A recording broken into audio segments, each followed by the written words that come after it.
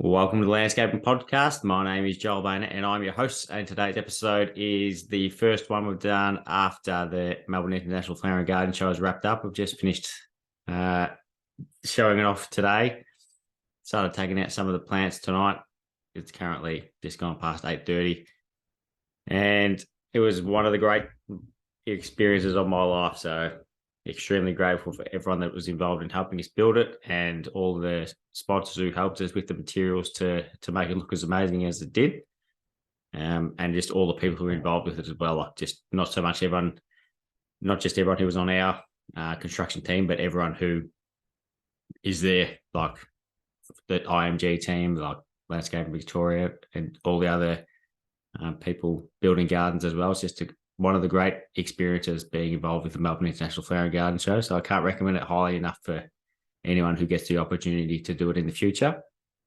I certainly can't afford to do it again as big as we did this year, but I'll definitely be getting involved again, helping someone build their garden in the years going forward. So looking forward to doing next year already, even though we haven't taken down this one just yet. So at the time of recording this, we're going to be getting up early tomorrow to start pulling it down, which is not an enjoyable part. That's probably the only bad part of the whole experience. But luckily, it goes down pretty quick. I've got a question about how long it takes later, so I won't answer that yet because there's not a lot of questions in today. So if you have a question and tuning in, feel free to ask it down the bottom. I'll get into the first question, which is Andrea Urin from. Are you planning on taking a bath before you have to dismantle it?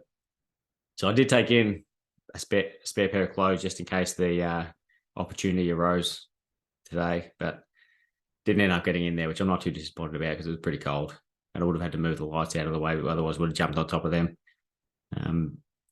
Very comfortable looking bath from my mate at Concrete Republic who makes those bars.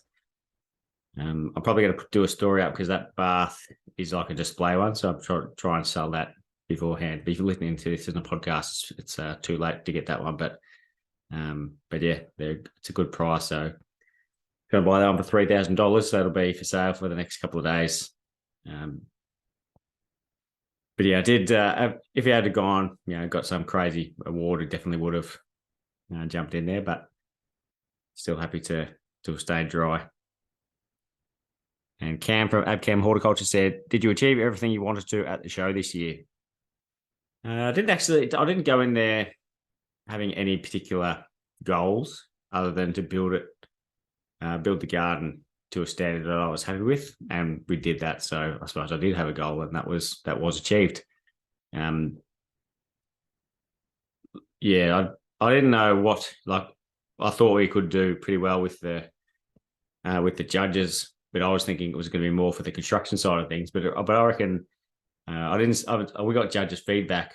I haven't seen what the actual scores are for each element of the judging, but I reckon the construction side of things could have been what partially let us down, apart from the design side of things. But the plants I was expecting to be the weakest part of our whole experience, but that was probably the strongest, which is pretty mind blowing. But that goes to show the luck in choosing the right plants and also the amazing quality we had, particularly from Chartwell Nursery. So,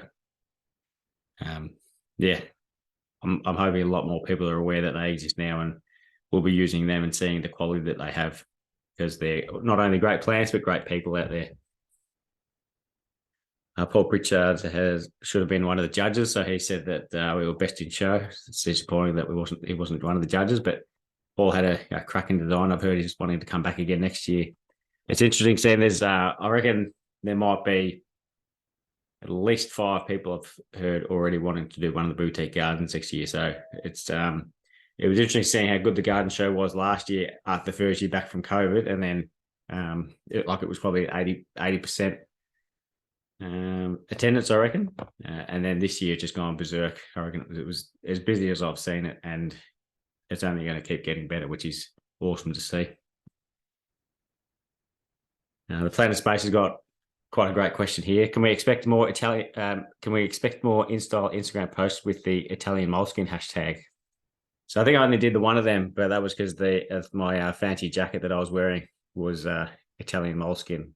So I didn't know that moles are mined for their skin or whatever that means on the advertising of that jacket. But it was a very fancy jacket. I did feel pretty cool wearing it though. So got a fair bit of wear out of that jacket, as you would see on the Instagram post. But back to the normal install uniform now. Next question is from Jake Baderinsky Gardens. How was it building a large show garden compared to a boutique gardens? So it was an interesting question because it felt very similar, but that's because I've had experience doing like this is the 6th year we've built a garden there. So I remember the first show garden that we built and designed, I rocked up on the first day thinking, because the previous 2, Landscape in Victoria, organised all the materials. And this one, we had to do it all ourselves. And I rocked up thinking, okay, so what do we do now? So I was a bit overwhelmed with the first one that we designed and built. And then the second one, I'd learned a lot from that first one. So you learn something every single time. And this year was no different. I learned a lot, which I would pass on to anyone who asks, or if we're involved in any build, I'll pass on the information that I've learned. But it didn't feel much different to doing a boutique garden because I was a lot more organised than I was in those times, if that makes sense. So there was a lot more work, but I was also a lot more organised. So it was basically just working flat out the whole time, right up until the deadline, which is exactly what we did on the boutique gardens. But it's mind-blowing walking past the boutique site. Like I asked Paul if his garden was actually the full 5 by 5 meters because I thought it looked so small. Because the one we built was 13.5 by 10.5. And then I look at the boutiques now, I think I don't understand how I possibly did a design and what I did in my designs within that 5 by 5 meter area. But when I look at that back at those designs, I knew the scale of it was not great. So that does make sense. But so there's not a lot of difference in the boutique gardens compared to larger show gardens, other than just everything is a lot bigger. And you use a hell of a lot more plants. I remember watering the boutique gardens was no problem. It could take you 20 minutes if you watered everything. Luckily, because we had bad weather this year for the garden show, so it was raining a little bit. So I only watered the plants once, but it took me an hour and 20 minutes because there was that many plants in there. So that's one of the downsides. So I did have Reese reach out to me to see if we could do some stuff with them. So next year, if I was going to do another one and the weather's going to be good, it might be worth getting some irrigation put in there. So just to water the plants and all the turf, which seems pretty wild for 5 days, but it certainly could save you time. And it's, they'd be keen to do it as well, I reckon. So Terrain Landscapes said, what's the best way to grout crazy paving? So I do flood grouting with that. So we'd use a squeegee. Sometimes you use the squeegee like a broom squeegee. But most of the time I'll just use a little hand squeegee and put it in there and then sponge it off. Just using I think they call it I think it's not a water boy, it's something boy. It's something. It's the bucket. It's the bucket on wheels, and it's got a hand sponge on there, so you don't have to dip your hands in the water and get them wet. But yeah, we finished the garden show today, so I'm pretty tired. So words aren't coming out of my mouth and connected to my brain properly. So I apologise for that in advance. But most people would know what I mean. It's just a sponge on a handle. But yeah, just flood grout it and sponge it off with that. So and the smaller your joins are in the crazy paving, the better that it's going to look, because the sponge, you don't want it to go too deep into the join. Planet Space has said, given 22% of every show garden was born in Grovedale, is it safe to say Grovey is Australia's landscaping hotspot? Well, I was born in Geelong, so wasn't living in Grovedale at the time. But there were 4. Not sure who the other one was, but that's interesting. Didn't know someone else was down here. But 4 of the designers of the 9 show gardens, Geelong and Surf Coast residents. So there's myself, Inga Jabara lives in Geelong, Christian Jenkins does, and Matt York from the Surf Coast as well. So that was quite interesting seeing how many people from down here, and good for local people. Showing it also shows the type of work that's getting done down here is just as good as anywhere else. Yeah, what I'm going to apologise in advance for this. Let's just see if I can click on the name. Oh, here we go. Eleni Kokinos Art. Apologies, I know I've got that name wrong, so I apologise for that. Has said, well done. Who's your favourite plant supplier? Clearly Chartwell Nurseries for this garden show, and the very close second is Warner's Nurseries, because we got like the Chukarian balls that we used were phenomenal. They would have been, I reckon, 750 mil diameter, maybe. Yeah, I reckon they were huge. Don't know what that would have cost, but we had 3 of them in there, and they were amazing. So it was good having different heights as well with the Buxus balls and the concrete balls from Anston. But yeah, the Chartwell Nurseries is something I'm going to be pushing their name a lot, because I want everyone to start using them, especially all the designers, because they've got amazing stock. Next question from Lloyd Sharp. Can I help you with the next one? So as I said earlier, can't afford to do another one. I spent way too much on it. So, but it's a bucket list item that I've ticked off now. So I'm extremely happy. And it was honestly one of the greatest experiences of my life, the whole 2 weeks. The next 2 days won't be, but even then, it will be good to see all the people who've been there and farewell them for another 12 months. So, yeah, much like the meaning behind my garden, you can focus on the positives, and the positives will be getting to it. Apologies for that. You can see things aren't running too smoothly here. Just knocked my phone off the stand. Very professional stand. It's a box of knives that it sits on, and it didn't handle that too well. So, but yeah, it'll be good to see everyone again tomorrow who have been there talking to, and farewell them. But yeah, there's definitely people who are keen to have someone help them out. So if you're wanting to get involved, you can either follow along and see who's getting involved next year when you find out, like when people start announcing that they're going to be going to the garden show. And if you're not aware, I'll probably know a lot of people who are getting involved. So feel free to reach out to me, and I'll be able to let you know, get you in contact with someone who's getting involved. There was a question back here, I think, actually, before I threw the phone onto the ground. Sanctuary Escape said, we saw the display, absolutely loved it, top job. If you could go back and change anything, would you? Yeah, absolutely. Like I hate when people say, I wouldn't change anything in my life because that's made me the person who I am today. Like if anyone thinks that they're perfect, then well, good for you. But I think I could be a better person than what I am, and do things better than what I have. Doesn't mean I am, unhappy with what I am or what I did or anything like that. But there's always something you could do better. So like a lot of things I could do better with that garden.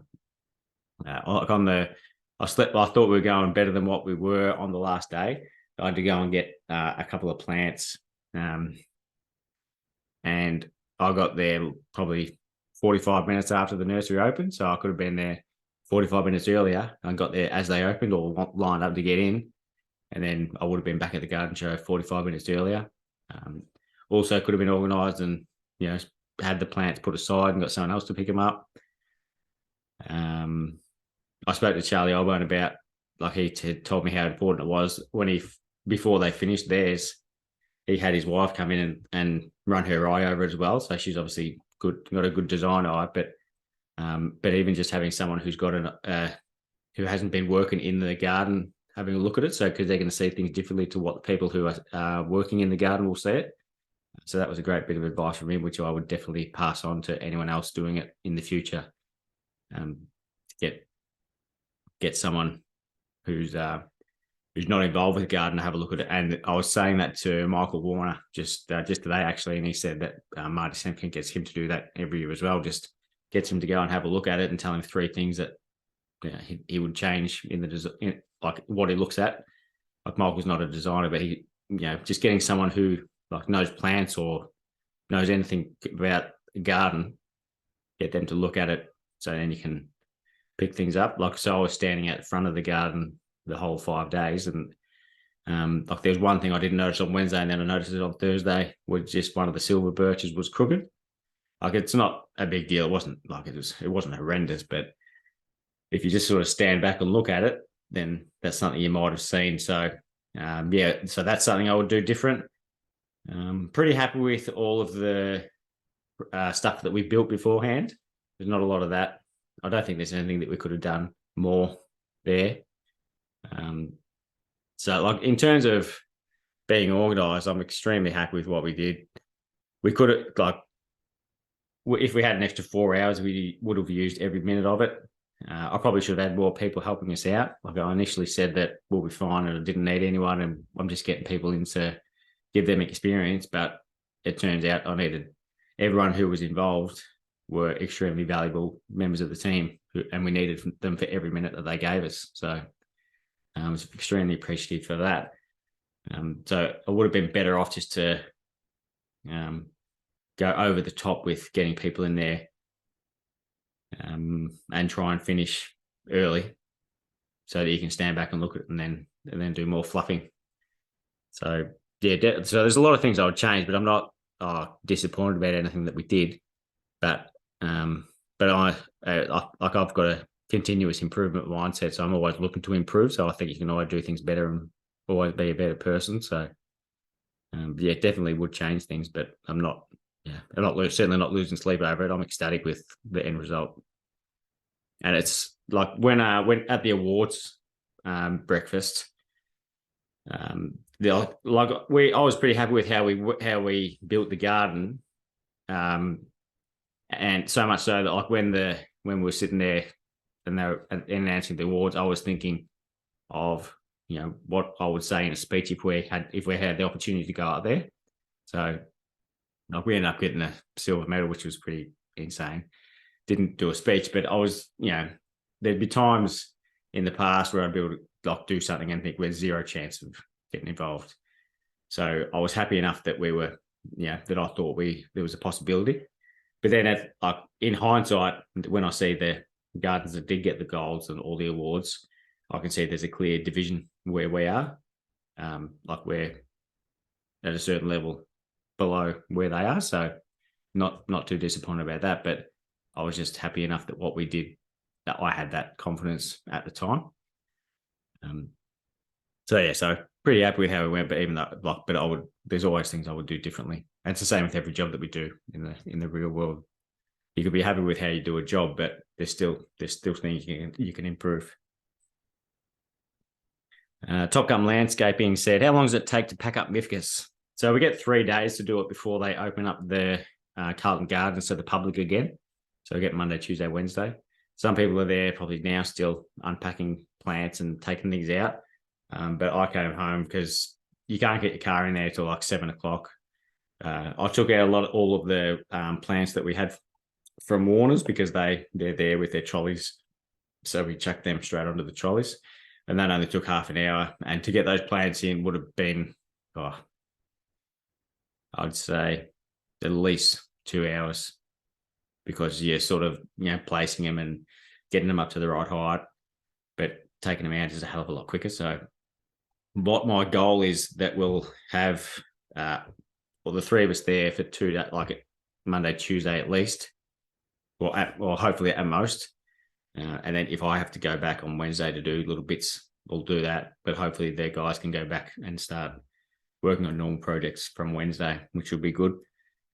Because as soon as you start taking it apart, you just want to get that bit over and done with and be finished with it. So you get 3 days, but hopefully it's less because you're not setting anything to the right height or anything like that. So it certainly goes out quicker than it goes in.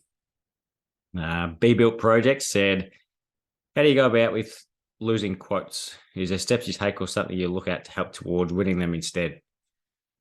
I'm not too fussed about losing quotes because we get a very high ratio of ones that we quote on.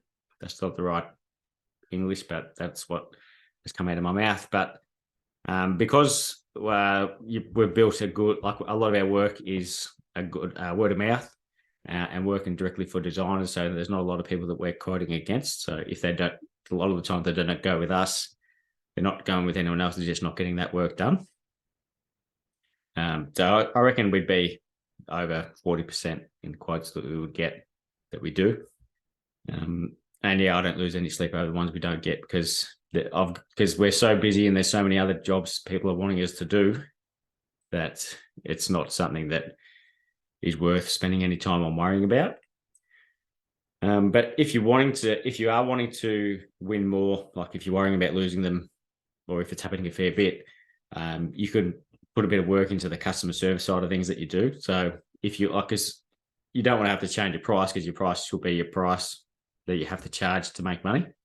So what you can do is give them a better experience of the quote. So rather, like if you just send them a piece of paper with the price on it, like a normal quote, you might want to possibly deliver it, like hand deliver them one, like with a bit more presentation involved in it. It can be in a folder, and it can include some examples of work of the same thing that you're quoting. Like you can just go a bit more presentation involved with the quote, much like doing 3D designs and other things with the design presentation. It doesn't change the design when you do that, and it doesn't change your quote when you're presenting it in that style. But if you're wanting to stand out against someone, like if you and someone else do the exact same price and you're both just sending in a piece of paper, then how are they going to choose between the two? Whereas if you do a bit more presentation to put 5% effort into presenting the quote, that can make a bit of a difference. And also getting things done quicker. A lot of the times, if you get a quote back to someone quick, they might sign up with you before they even get the other quotes, if it's within the price that they're happy to spend. So there's a few of this that's a perfect one to do a lot of the 1%ers, and you can start winning a lot more by doing that. It's not hard to do. Sanctuary Scape said, how do you compare this one to last year? And I assume he's talking about the garden show. So it was pretty similar in terms of number. Like there seemed to be a lot more numbers, but there's a lot of gardens there still. I don't know how many there were last year, but the gardens there this year seemed like there was a lot more effort into it. But that's because last year they wouldn't have known whether it was going to be going ahead or not. Like it was always at the risk of getting pulled out late. So, but yeah, it's hard to say what it's like this year in terms of the gardens, because I built one of them. So people are going to say something to my face which might not be what their actual opinion is, because a lot of people are just being polite and saying, "Oh yeah, all the gardens look great. Yours is wonderful." Blah blah blah. Like some people are genuinely, but like are saying that and meaning it, but other people will be saying it and not meaning it as well. So I don't take too much notice of what people say to your face. So it's more when someone's talking to another person and neither of them have got any skin in the game, that's when you're going to get the honesty. So, but there were people saying that all the gardens are pretty good, and that was my opinion as well. I thought they were all pretty good. There's like some years there's ones where you think, oh, that's a bit basic, but yeah, there's none that come to mind that I would think of that of this year. So I think it was a great year, and the crowds were really good to it as well. On Wednesday it was raining and there's still heaps of people there. Today was absolutely berserk. It was the nicest weather, and the weekends are always busier. But it was just chockers from like probably 10 o'clock until say maybe 4. And even like it was weird though, because I stood out the front like a weirdo the whole time, just loitering at the front of the stand, waiting for people to talk to me if they had a question. And the first 4 days there was heaps of questions. But then today, when it was busier, there was less, which didn't make any sense to me. But I think it was because there was just too many people there. So it wasn't as easy to see that I was standing there or had anything to do with the garden. But I was there like the whole time, right up until 5. And I reckon between 4:30 and 5, I would have spoke to 6 different people about the garden. So, and that was because the numbers started to die down. So yeah, I did find that interesting. But yeah, I think this year was better than last year, but that was always going to be the case. And yeah, if next year is bigger than this year, then that's going to be a pretty amazing thing to experience. So can't wait for it already, even though this year technically isn't even finished yet. Next question is from Tom Lynch. How do you go about paying yourself super? I know a few companies who struggle with it.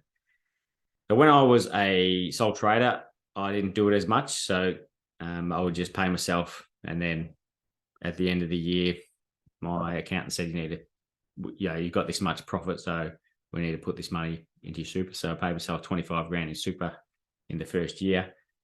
And that was one of the last years I ever made a profit. So that was a long time ago.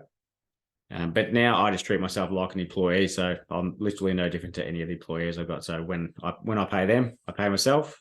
And when I do the super, mine is all just included in that as well. So you just treat yourself like an employee and pay yourself. So if there ever is any time, I'll nearly drop the phone again. If there ever is any time that we're struggling with cash flow, then I won't pay myself. But that hasn't happened for at least 12 months. Garden show finishing, that will probably happen in the next couple of weeks. But yeah, whenever I pay myself, I'll still pay myself super. So it's just one of those things you want to keep on top of because it's an important thing. You want to be able to look after yourself once you're retired. And the last question is from Chris at Chartwell Nurseries. When selecting a plant palette for a job outside of your main go-to plants, how do you source information on new plants? From a grower's perspective, what would be some of the best ways to present information you are likely to take the time to explore? So I replied to him in a message and I said to him, I'm not very innovative in terms of the plants that I use. So I'll use things that already exist or being grown pretty commonly most of the time. So I'll see what, you can go into Evergreen Connect and see what nurseries have got. And Chris does that with Chartwell Nurseries. They send out a list every week of what they've got via Evergreen Connect. So I'll look at the plants that they've got on the list, and that's how I'll choose what to put into a design. So I'm not the right person to talk to about it, but that's something I'm looking to do in the future, is be a bit more innovative in that regard. And it would be good to work with Chris in that as well, because they do a lot of things that a lot of other nurseries aren't growing. So there was this year in our garden, we had the Miscanthus Chartwell Pink, which is their own variety that they've grown from seed, and it's starting to trial that, which is a mix with flamingo and something else. Can't remember what the other one is. And then we had the Persicaria Lysand, which was, and apologies for my pronunciation if none of that is correct, but that was the 90% of the questions that people are asking is, what's that plant with the red flower? And even people like real plant nerds who didn't know what it was. They might have known it was a Persicaria, but not what type. But most people didn't know what it was. So, and that's something that they've grown out at Chartwell Nursery. So, and that's going to be a popular plant going forward, I think. So, yeah, in terms of how do I source information, I just use plants that are really available, and I assume that if the grower is growing it, then it's going to go well, and do a little bit of a Google search. But I don't do anything too far out of the realm of normal or common things. And what would be some of the best ways to present information you're likely to take the time to explore? I think Plantmark have information on their website about all the plants. I don't know how accurate it is. Like, I know some of it's not that accurate. I don't know how updated it is, but just showing things like the growing sun or shade and the height and width and just the type of things that you would put on a plant schedule. And also, I suppose, like that Persicaria doesn't handle the wind, so you put pros and cons, or things it does well, it doesn't do well. Basically it's information about the plant. Bit of a card with information on there would be handy to know what you can use. But yeah, that's something. Yeah, like I said, something I wanted to do going forward. So working with a nursery is good, so you can start to design plants into upcoming projects, and by the time you're ready to do it, they can be growing it for you. And then that's a good way to not be a sheep and follow what everyone else is doing, and be innovative and start to push design boundaries and planting boundaries, and seeing what works and what doesn't, and then just following up on if things don't, then just be prepared to replace it. But you want to take those risks so you can do something that's pretty cool. So that is the last question for today. So if you're listening to this, the podcast will be already out, but there's a cracking episode coming out tomorrow. So that's the 3rd of April, which is the 100th episode, actually. Big fanfare going off with that, going crazy, as you can tell. But Rodata Fair Hall is that episode, and it's an absolute cracker, specifically for people who are landscape designers. I only edited it last night. I spoke to her a few weeks ago. We just edited it last night, but it was amazing listening back to it again about how much value she gives in it. So can't wait for people to hear that episode and really, learn a lot of advice from it. So that's coming out then. This episode will be out on the Thursday of this week. And then following that, we've got Adam Robinson and Peninsula Stonemasons. I forgot his name. I think Les Frieden. So a couple of awesome episodes coming up there as well in the future. And then I'll get back into recording in the next couple of weeks for future episodes. I've got a fair old list to get through, but if you've got any recommendations on people you want on podcasts, send me a message and I'll get in touch with them. But thank you very much for everyone who put in a question, and thanks for everyone who supported us with the garden show as well. It's extremely appreciated. And actually also the amount of people who came up to me about saying they listened to the podcast was absolutely phenomenal. I loved every time it happened, and it would have been at least 50 times. So yeah, it would have been at least 60, I reckon. It was insane the amount of people who came up and said they listened to the podcast and got a lot of value out of it. So thank you so much to everyone who did that. I really appreciate it, and I really appreciate everyone for listening. And we will see you next week.